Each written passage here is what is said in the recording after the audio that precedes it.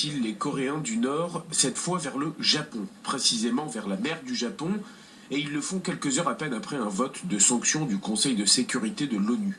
Kim Jong-un, deuxième du nom, a donc une façon bien particulière de montrer son mécontentement. Le Japon, de son côté, se félicite du soutien international.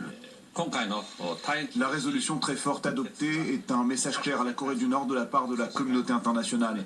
La résolution contient également les exigences du Japon et le Japon mettra en œuvre la résolution en coordination étroite avec la communauté internationale.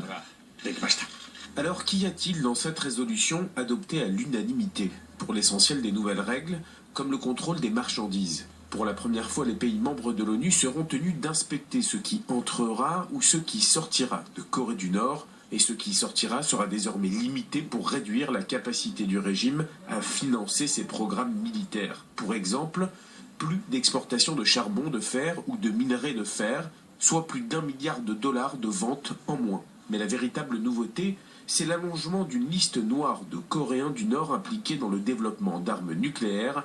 Le panel de sanctions est large, le président américain salue. La communauté internationale s'exprimant d'une seule voix a envoyé à Pyongyang un message simple. La Corée du Nord doit abandonner ses programmes dangereux et choisir une meilleure voie pour son peuple. Cette levée de bouclier comporte pourtant quelques inconnus. D'abord, comme par le passé, la manière dont ces sanctions seront mises en œuvre par la Chine, car la Chine est le premier partenaire économique et le principal soutien de la Corée du Nord.